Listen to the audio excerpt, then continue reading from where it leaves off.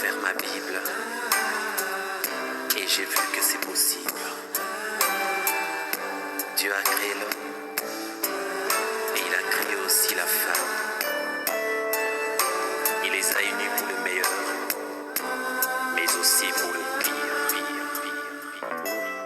Elle est celle que j'aime, cet être-là, Sylvie d'amour. Je l'aime pour toujours, car Dieu l'a créé pour moi. Bonjour à nos fidèles téléspectateurs, auditeurs et internautes à travers le monde. C'est avec une immense joie que nous vous retrouvons, le Père Stanislas Maweni et moi-même. Soyez les bienvenus à votre émission préférée, Kerygma Live. Vous avez été nombreux à réagir à notre précédente émission sur le mariage. Aujourd'hui, nous vous donnons la parole en répondant à vos questions sur le thème du mariage. Mon Père, nous avons reçu une question de Patrick à Pointe-Noire au Congo. Vous dites dans votre émission que l'homme doit être fidèle. Depuis mon mariage, ma femme ne fait que prendre du poids. Elle n'est plus belle comme avant. Cela crée des tensions dans le foyer et me donne envie d'aller voir dehors pour faire d'autres expériences avec des filles qui ont la taille parfaite. Quel conseil pouvez-vous donner à Patrick, mon père?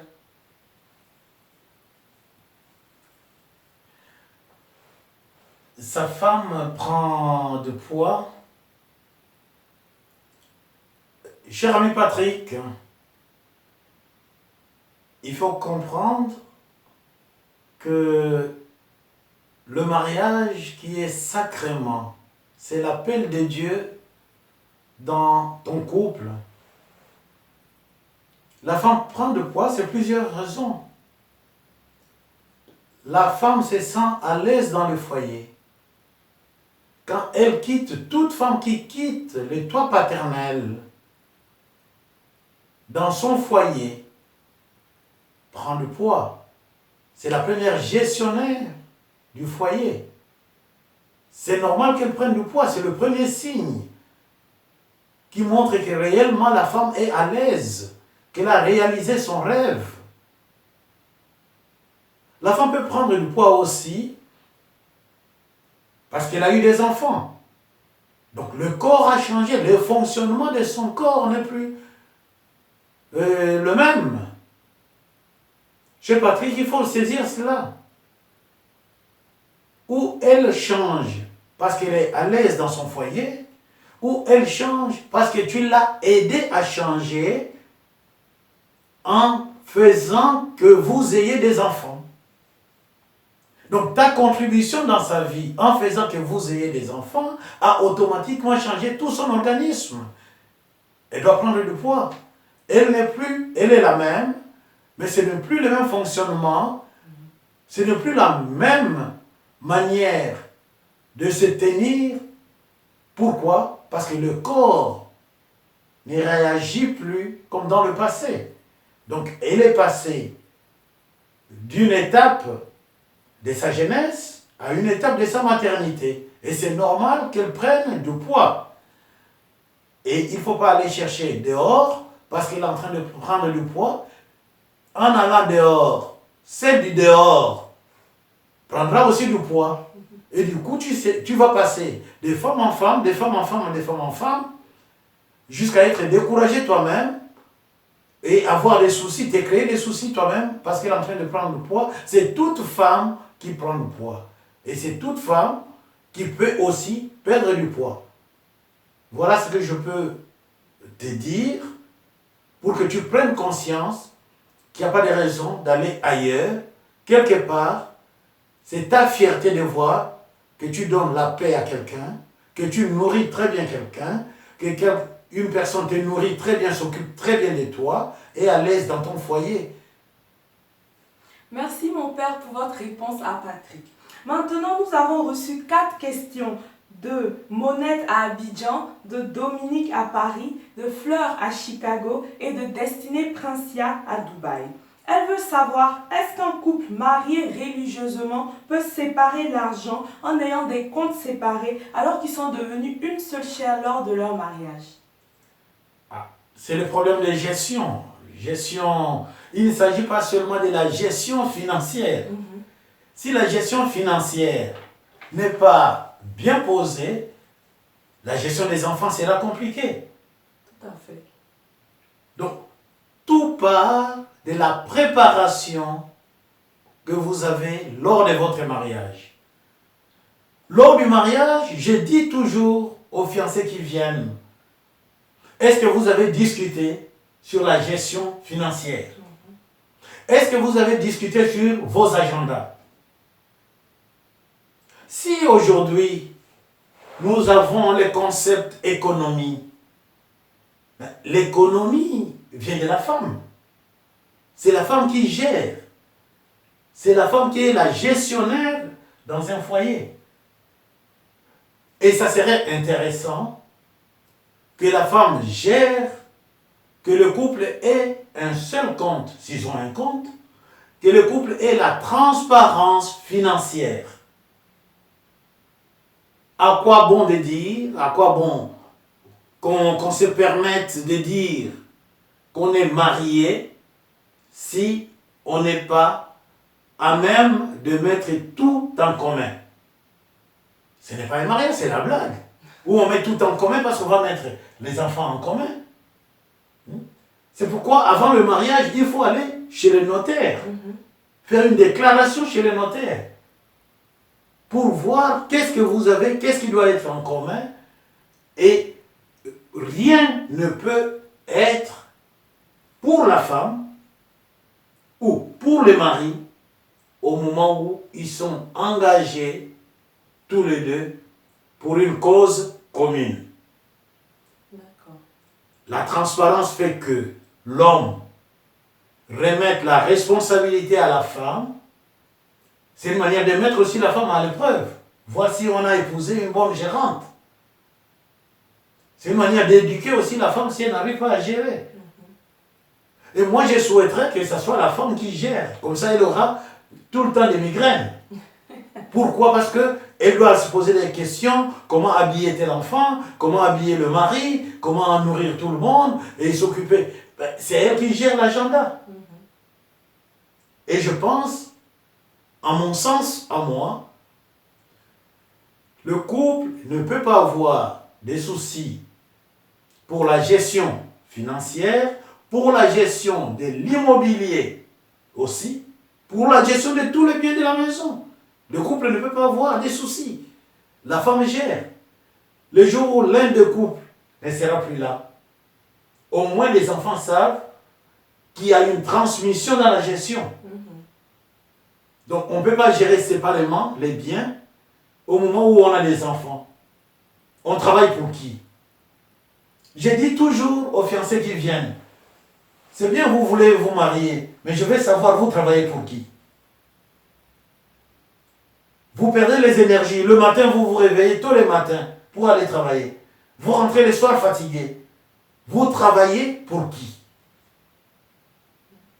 Et les enfants? On travaille pour les enfants. Parce que les adultes, ils peuvent dire, bon, je ne travaille pas. Je vais manger chez les camarades, je vais manger ici, je peux rester, passer toute ma journée sans manger. Les adultes, ils sont habitués. Mais les enfants vont pleurer. On ne va pas amener les enfants chez les camarades. Donc on travaille d'abord pour les enfants. Puis on travaille pour soi-même. Mais on se rend compte qu'on travaille réellement pour les enfants, pour les besoins des enfants. À un moment, les besoins des enfants sont énormes par rapport aux besoins des parents. Les enfants ont des activités. Les enfants ont la scolarité à payer. Les enfants, ils ont des camarades. Regardez très bien le nombre d'enfants qu'on a dans le foyer qui passent le temps à fêter des anniversaires des camarades. Et à chaque anniversaire, les parents doivent remettre un cadeau. C'est vrai. Cela n'est pas dans leur budget. Mais l'adulte qui va à un anniversaire, parfois il va avec un cadeau, il dit bon, voilà, je mets juste quelque chose de significatif, ou une carte, ou un livre, et j'achète un livre. Mais les enfants, le livre ne suffit pas. Il faut que ce soit quelque chose qui parle. Donc c'est pour dire la gestion doit normalement être dans les mains de la femme, la responsabilité de la femme, non seulement la gestion de l'argent, la gestion du foyer en accord avec son mari, faire le point tout le temps avec son mari, la gestion, c'est ça la collaboration, c'est ça la complémentarité. Il y a une personne qui a la responsabilité qui va faire le point. Voilà comment j'ai géré dans le mois ou dans la semaine, comment j'ai géré ou dans le trimestre, c'est là dépend des couples. Voilà comment j'ai géré. Puis on dit, mais là, il y a eu trop de dépenses, il y a eu moins de dépenses, on essaie d'équilibrer.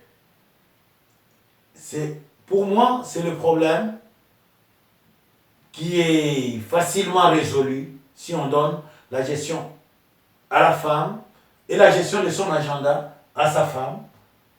La femme fait son travail, la femme ne fait que rappeler parce qu'elle est appelée à être très attentive à tout ce qui se passe dans le foyer. Tout à fait.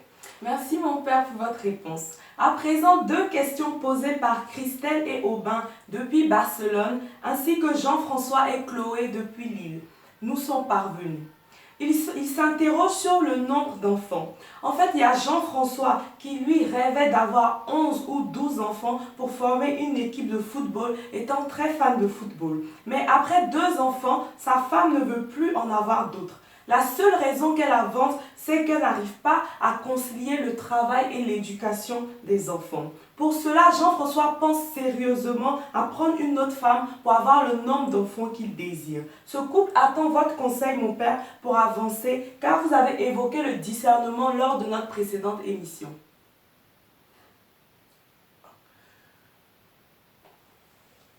Mon cher ami Jean-François,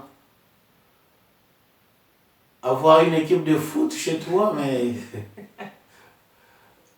Bon, moi je crois à ton sérieux en posant le problème, par le fait que le problème est posé par le couple. Et moi je dirais, ce n'est pas après le mariage qu'il faut poser le problème du nombre d'enfants. C'est avant le mariage. C'est avant le mariage qu'il faut poser le problème du nombre d'enfants. Et avant le mariage c'est un mystère. Un mystère qu'on ne saisit pas. Il faut saisir ce mystère dans la prière avec Dieu. L'homme propose, Dieu dispose. Et la parole de Dieu dit, nos pensées ne sont pas les pensées de Dieu. Mon cher ami, tes pensées à toi, ce sont tes pensées par rapport au sport que tu aimes. Peut-être avant le mariage, il fallait discuter avec ta femme. Peut-être qu'il n'aime pas ce sport. Mais quand vous n'avez pas parlé de ça avant le mariage, c'est que votre mariage était fondé sur le corps et non sur le cœur. Si vous embêtez votre épouse là-dessus, c'est que vous l'avez cherché, non pour épouse, mais pour instrument, avoir un instrument de plaisir. Or, le mariage, ce n'est pas ça. Le mariage, c'est le dialogue. Le mariage, c'est le dialogue. Vous voulez avoir une équipe de foot chez vous. Il ne s'agit pas seulement de regarder d'abord votre cagnotte, votre salaire. Ce n'est pas ça. C'est de voir d'abord vous-même quel est le temps que vous disposez pour l'éducation de vos enfants. Parce que votre épouse n'arrive pas à concilier son travail et l'éducation des enfants.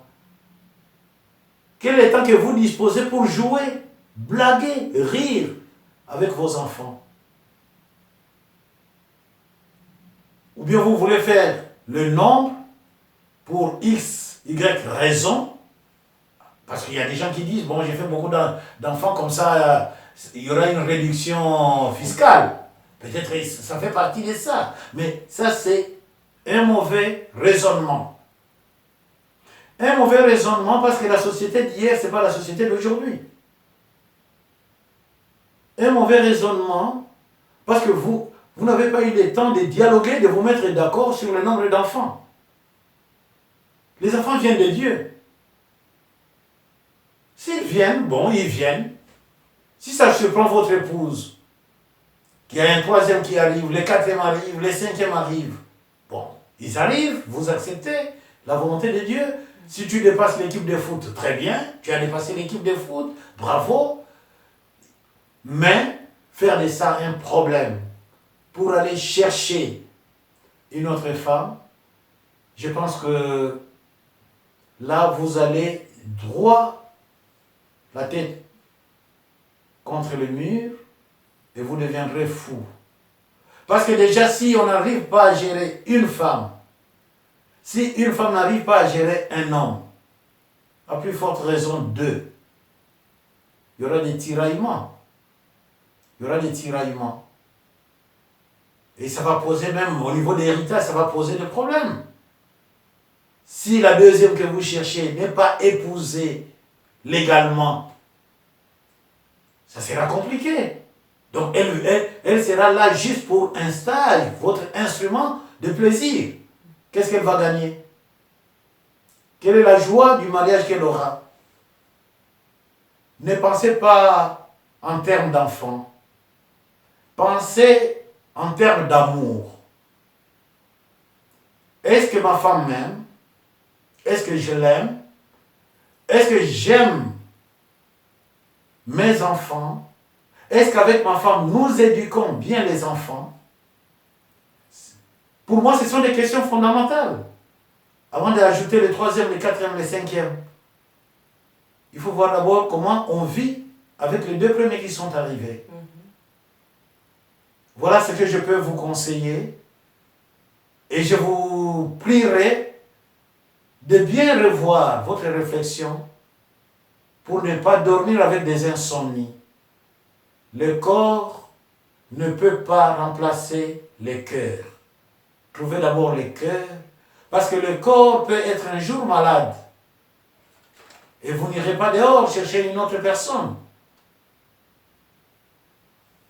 Merci mon père. La question suivante vient de Sandrine depuis le Burundi, d'Oriane au Congo-Brazzaville, de Rita depuis Rome en Italie et de Marie-Louise à Yopougon à Abidjan. Comment se comporter après le mariage si on découvre que son mari a fait un enfant hors du mariage, avant ou après le mariage? Et car, parce que mon père, nous savons que les femmes le disent tout de suite, elles, quand elles ont un enfant en dehors du mariage. Puis comment faire si mon mari refuse que l'enfant que j'ai eu avant le mariage vienne vivre avec nous? Il s'agit du cas de l'homme qui a eu un enfant ou des enfants avant le mariage, mais qui n'en a pas parlé.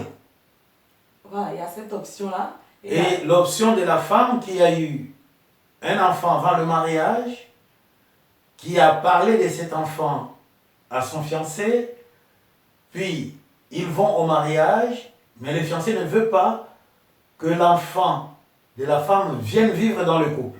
C'est bien ça? Voilà. D'accord. Pour les cas de l'homme qui a eu un enfant avant le mariage, qui n'a pas parlé de cet enfant, mais qui est déjà engagé avec une autre femme avec laquelle il a célébré le mariage, puis après le mariage, soit l'homme en a parlé, ou c'est la femme qui découvre. Je pense que c'est le problème de dialoguer. Parce que l'enfant, c'est le sang de l'homme, comme on le dit. C'est l'enfant de l'homme. Que l'on veuille ou pas, cet enfant un jour viendra réclamer son papa. Si l'enfant ne le fait pas à bas âge, mais à la maturité, il peut porter plainte à son père. Il peut porter plainte à son père. Parce que c'est de son droit. Il n'a pas demandé de venir au monde. C'est vrai. Si l'homme n'a pas eu le courage de le dire, pour X, Y raison, on ne sait pas. Et après, il en a parlé. C'est à la femme qui est mariée d'accepter et d'accueillir d'office cet enfant, même si ça fait mal. Même si ça fait mal. C'est une manière de prouver à l'autre que moi, je suis chrétienne, je connais Dieu. Ce ne sont pas les actes que tu as posés dehors qui vont me bloquer dans mon élan spirituel. Et cette femme, la femme mariée, doit prendre conscience que cet enfant ne peut pas être pénalisé parce que ce n'est pas l'enfant qui a demandé de venir au monde. Ce n'est pas cet enfant qui a demandé. Donc on ne peut pas être Hérode qui va tuer les enfants innocents. À moins qu'on soit un couple qui a trompé Dieu les jours de son mariage, mais qui ne prie pas. Mais si c'est la femme, si c'est une femme qui prie, si c'est un couple qui prie, la vérité est là. Mais l'équation est d'office équilibrée. D'office. Parce que le jour où l'enfant va porter plainte, on dit, bon, on va vérifier l'ADN. Et on voit que réellement c'est l'enfant de monsieur untel. Ça sera compliqué. C'est vrai. Mieux vaut résoudre les choses à la base, quand tout est simple, on apprend, on dit, est-ce que tu reconnais? Oui, je reconnais. Bon, comme tu reconnais, j'ouvre la maison, cet enfant vient rejoindre les autres. C'est simple. Parce que si la femme qui est dans la maison, la femme mariée religieusement, refuse pour des raisons de l'héritage, c'est que c'est une femme qui ne connaît pas Dieu. Parce que l'héritage restera de ce monde. Le véritable royaume est là-bas. Il ne faut pas perdre le véritable royaume. Son étoile, l'étoile qui a guidé les mages, c'est quelle étoile? C'est ce que nous devons suivre. C'est vrai. C'est ce que nous devons suivre. Les biens matériels, c'est pour ce monde. Donc la femme qui est dans la maison doit se poser les questions. Si c'est pour l'héritage, j'irai avec où? Parce que dans les cercueils, ça ne va pas rentrer. Les cercueils est limité. Vous vous rendez compte? Donc, je n'ai pas à passer ma vie à des disputes inutiles avec un monsieur qui a fait son enfant dehors, mais qui reconnaît quand même que je suis son épouse. Voilà, je ne sais pas si j'ai répondu à la question, mais pour moi, la question c'est quoi? La question c'est de dire, je suis face à un défi de ma vie spirituelle, un défi de ma vie chrétienne, face à un enfant qui est innocent. Donc je ne peux pas être Hérode en disant je règne dans cette maison, comme ça, en régnant dans la maison, je vais tuer tous les enfants innocents. En tuant ces enfants, je finirai par tuer qui? Jésus. Parce que cet enfant innocent, qui n'a pas demandé de venir au monde, est créé à l'image et à la ressemblance de qui? De Dieu. En plus, si cet enfant est baptisé, c'est le frère de qui? De Jésus. C'est la sœur de qui? De Jésus. Et moi, je vais me créer des problèmes à cause de ça. Vraiment. Je vais gaspiller ma vie spirituelle à cause de ça.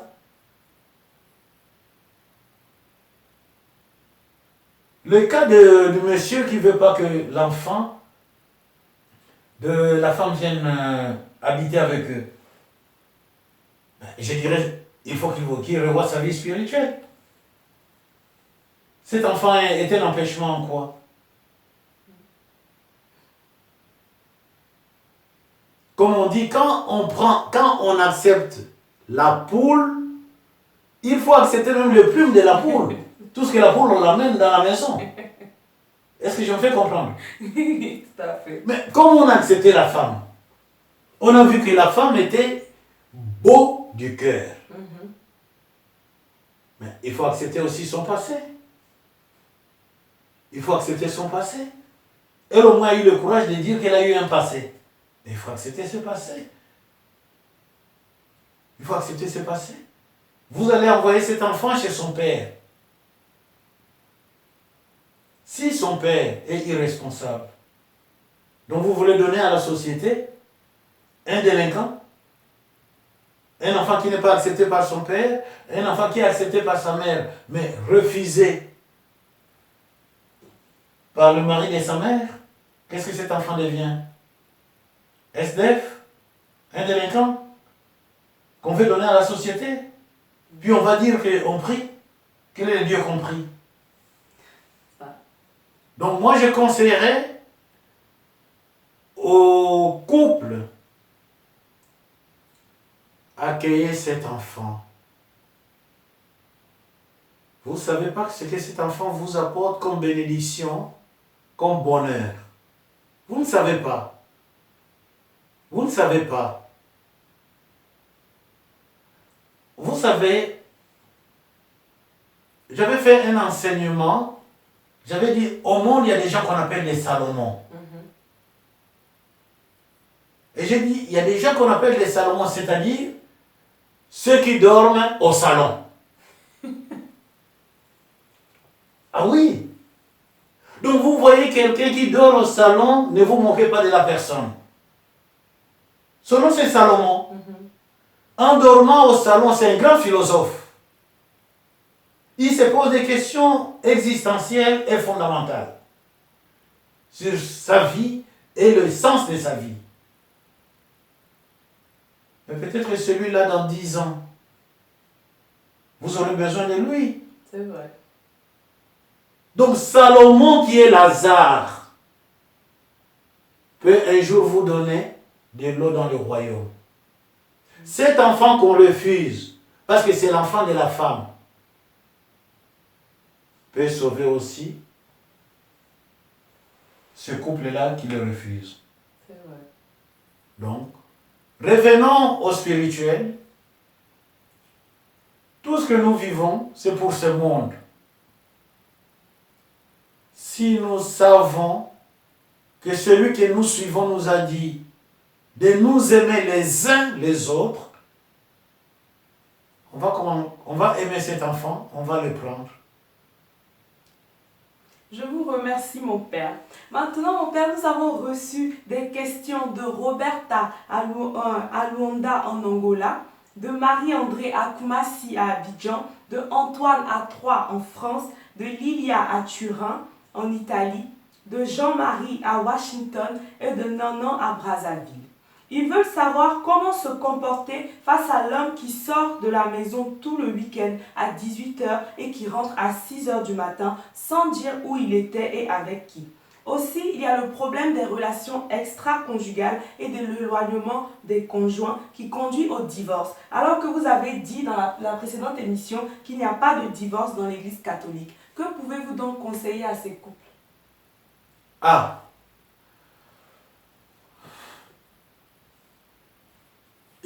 c'est le problème de l'expression libre lors de la formation au sacrement du mariage. Il faut que ça soit clair.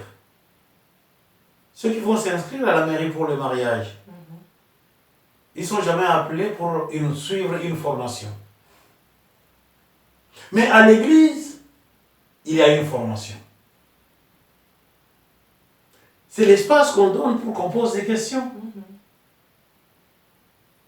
Il ne faut pas que l'homme ait des piquants sur ses chaises.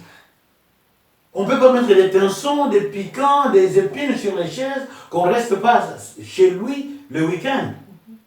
Mais c'est le jour où on est avec ses enfants. C'est le jour où on est avec sa femme. Est-ce que je me fais comprendre? Oui, oui, tout à fait. Si l'homme est tout le temps parti, il va, il ne dit pas où il va. La femme peut profiter aussi. Vous savez comment les femmes profitent? Pour les femmes, c'est simple. Hein? Il suffit de dire à son mari, bon, nous avons notre groupe de prière là-bas. Je vais à la prière. L'homme dit, la femme est où? À la prière. Qu'est-ce qui prouve qu'elle est à la prière? Vous voyez? La femme peut dire, je vais à la prière, on a organisé une veillée de prière. Mais comme l'homme est sorti, qu'est-ce qui prouve que la femme est allée à la veillée de prière? Le jour où l'homme sera à la maison, la femme peut dire, celui-là, je vais le punir aujourd'hui. Il va dormir à la maison, moi je vais dormir ailleurs. La femme dit, bon, tu es à la maison, nous on a veillé de prière aujourd'hui. Pour l'homme, très bien, elle va à la prière. Est-ce que l'homme est appelé à dormir tout seul dans les lits? Est-ce que vous me comprenez? Oui. Est-ce que la femme est appelée à dormir toute seule dans les lits? Non. Et s'il fait froid, ils font comment? Vous me comprenez? Mais non. Donc on ne peut pas accepter que sa femme aille à une veillée de prière, puis on reste à la maison, ou son mari va à une veillée de prière, on reste à la maison. Mais non.